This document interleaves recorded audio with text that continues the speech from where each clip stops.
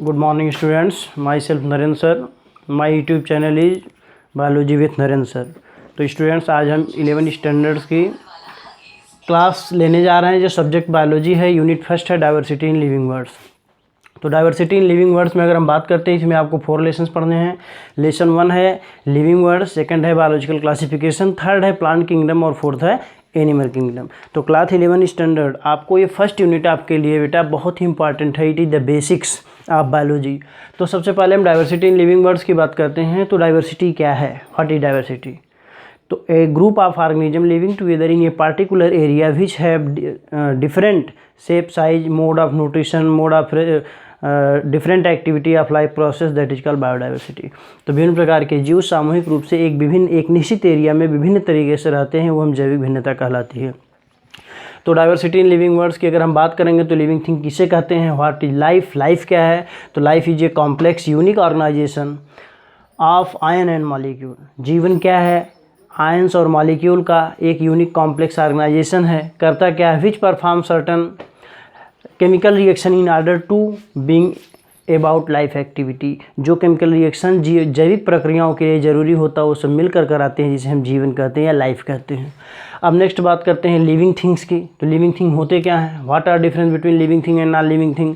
सजीवों और निर्जीवों में अंतर क्या होता है? आप अपने सराउंडिंग में बहुत सारे जीवों को देखते होंगे, बहुत सारे निर्जीवों को देखते होंगे।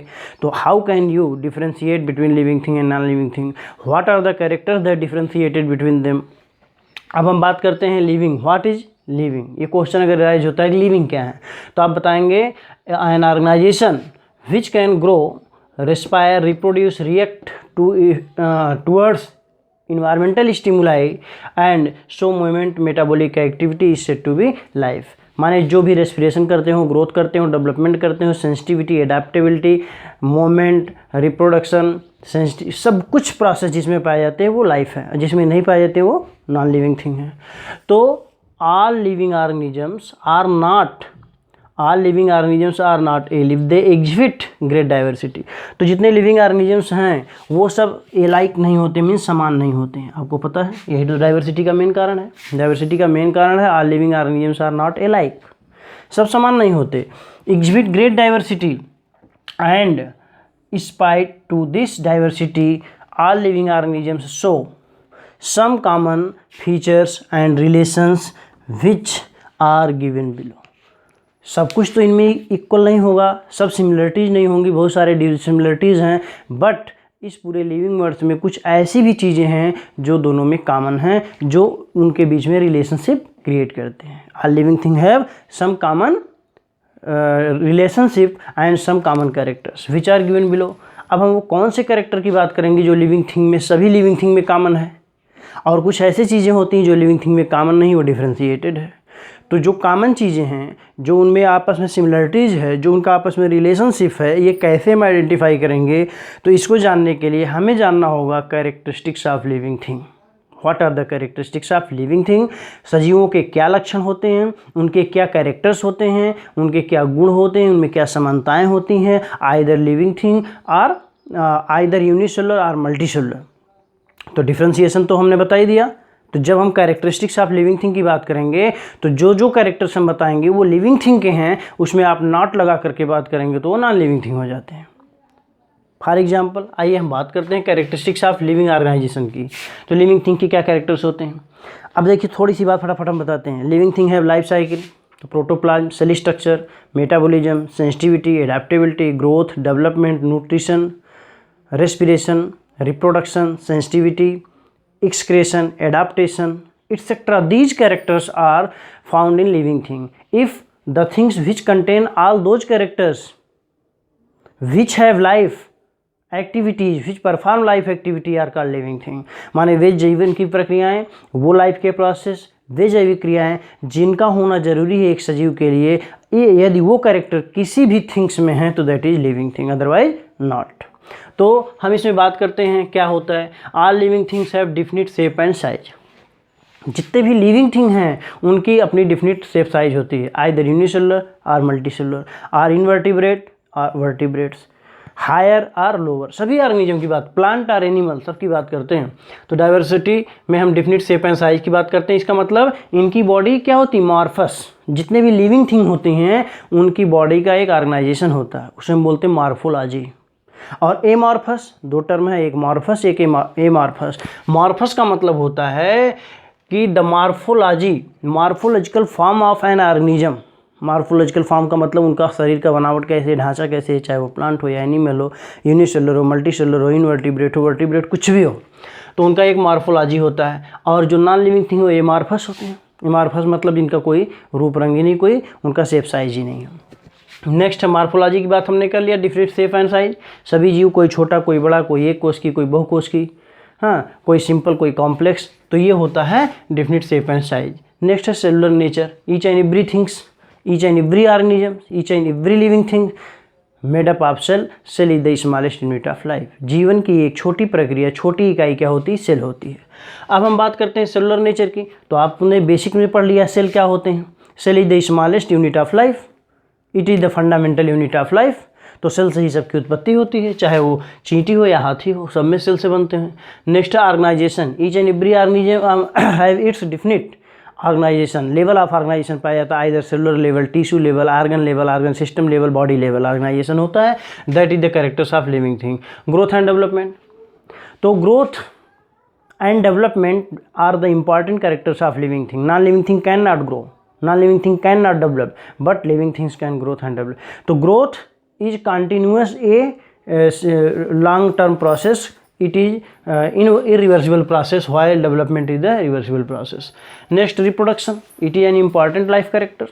Reproduction means it is an important biological process in which each and every organism has its ability to produce new offspring to its young ones. तो न्यू ऑफस्प्रिंग या न्यू यंग वंस जो सभी ऑर्गेनिज्म प्रोड्यूस करने की क्षमता रखते हैं, ये प्रचुर क्षमता सभी जीवों में पाई जाती है कि अपने मृत्यु से पहले इस दुनिया में अपने समान संतान छोड़ जाते हैं। दैट इज कॉल्ड रिप्रोडक्शन या प्रजनन। ये लिविंग थिंग के सबसे इंपॉर्टेंट कैरेक्टर्स हैं। नॉन लिविंग थिंग नए सब्सटेंस प्रोड्यूस नहीं कर सकता, बट लिविंग थिंग अपनी मृत्यु से पहले अपने समान संतान रिप्रोड्यूस कर सकता है। Metabolism. Metabolic activity is an important process. It is divided into two processes, catabolism and anabolism. Means catabolism is destructive reaction in the body, while anabolism is the constructive reaction in the body. If we take food, it digests and break down the food substances into simplest form, that is called catabolism. And the respiratory substances which are synthesized to produce cell and tissue and different types of hormone and enzyme in our body, that is called construction. तो catabolism and anabolism commonly called metabolism and metabolic process continuous takes place in living thing. Next, homeostasis और coordination. We know that a lot of organs are found in the body of living thing. If they come in contact and simultaneously perform the action, continuous doing together या get together perform the action, that is called homeostasis or coordination. Next, respiration. तो respiration is an important biological process. जैसे कि हम कहते हैं कि सांस नहीं तो आस नहीं, अगर सांस बंद हो जाए तो जीवन खत्म हो जाता है। तो क्यों जरूरी है respiration? Because it required energy. हम रेस्पिरेशन के थ्रू ही एनर्जी प्राप्त करते हैं। और एनर्जी क्या है? Capacity to do work is called energy. कार्य करने की शक्ति को ऊर्जा कहते हैं। हम सांस ना लें, खाएं पिए अच्छे से, पचेगा, लेकिन एनर्जी नहीं बनेगी। इसका मतलब respiration is an important biological process that is necessary for required energy for provide energy. Next है movement and locomotion. Each and every organism move here and there for their food, for their shelter, for their mate. तो अपने जीवन साथी के चुनाव के लिए, भोजन पाने के लिए जीव इधर उधर आते जाते रहते। दी ज़्यादा characters of living thing. Next है sensitivity and adaptability. Each and every organism have sense that perform the action towards its outer environment. तो आउटर इन्वायरमेंट के अकॉर्डिंग, स्टिमुलस के अकॉर्डिंग क्या करते हैं? अपनी रिएक्टिविटी शो करते हैं। इनकी अडेप्टिविटी और सेंसिटिविटी होती है सब में, सभी ऑर्गेनिज्म में। जिस इन्वायरमेंट में आते हैं उसके अकॉर्डिंग अडाप्ट कर जाते हैं और वहाँ के अकॉर्डिंग संवेदनशील बन जाते हैं। नेक्स्ट है excretion. Removing the waste material from body time to time by an organism is known as excretion. तो एक्सक्रेशन एक इंपॉर्टेंट प्रोसेस जिसमें वेस्ट मटेरियल, बॉडी से वेस्ट मटेरियल निकालते रहते हैं। कौन? Living thing. नेक्स्ट है एडाप्टेशन। किसी पार्टिकुलर एरिया में कोई भी जीव कैसे अपने आप को अडाप्ट करे, वह प्रक्रिया ही एडाप्टेशन है।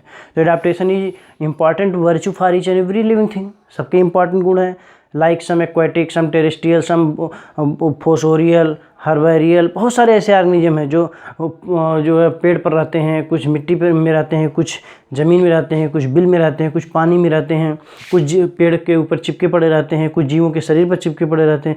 तो सभी ऑर्गेनिज्म का अपना एक डिफिनिट एडेप्टेशन है। कोई मैरीन वाटर में रहता है, कोई जो फ्रेश वाटर में रहता है, कोई एयर में रहता है, कहीं भी रहते हैं। तो इस प्रकार से वो एडाप्टेशन के अकॉर्डिंग ऑर्गेनिज्म अपने आप को सर्वाइव करता है। These are the important characters of living thing. Next, ageing and death. We know that each and every organism have its definite life span. Life span क्या है सब जानते हैं। From birth to natural death, the time period from birth to natural death is known as life span. तो each and every organism has its definite life span. जब जीव की अपनी जो है लाइफ साइकिल फिनिश होने लगती है, लाइफ साइकिल के स्टार्ट से उसका जीवन शुरू होता है, और जब उसका एजिंग आता है, बुढ़ापा आता है, जीवन समाप्ति की तरफ जाता है, एट लास्ट क्या होता है, डेथ हो जाती है। तो ये जीवन का अंतिम सत्य है कि व्यक्ति का बुढ़ापा आता है और मृत्यु की तरफ बढ़ता है और एक दिन उसकी मृत्यु हो जाती है। तो ये जितने भी कैरेक्टर स्टूडेंट्स हम आपको बताए हैं, these are the characters of living thing. तो ये कैरेक्टर हैं लिविंग थिंग के। तो लिविंग थिंग के कैरेक्टर के साथ साथ अगर हम बात करते हैं, तो अब हम बात करते हैं कि होगा कॉन्सेप्ट ऑफ सिस्टमैटिक्स। इन लिविंग थिंग के आगे कैसे हम इनका क्लासिफिकेशन करेंगे, इसको जानने के लिए हमारा अगला टॉपिक होगा कॉन्सेप्ट ऑफ सिस्टमैटिक्स। तो कॉन्सेप्ट ऑफ सिस्टमैटिक्स माने हम कल अगले वीडियो में आपको सिस्टमैटिक्स या क्लासिफिकेशन की जानकारी देंगे कि क्लासिफिकेशन क्या है, कैसे करते हैं, आइडेंटिफिकेशन क्या है, नॉमेनक्लेचर क्या है, हाँ रैंक्स क्या होते हैं, कैटेगरीज क्या होती हैं, kingdom, phylum, class, order, family, genus, species, इन सब की जानकारी हम अगले वीडियो में देंगे स्टूडेंट्स। तब तक के लिए जितने भी हम इस छोटे वीडियो को बनाए हैं, अगर इसमें आपको कोई भी प्रॉब्लम कहीं भी आती है, आप कमेंट करके हमें बताइएगा। हम अगले वीडियो में उसमें इम्प्रूव करने का प्रयास करेंगे। Okay, thank you.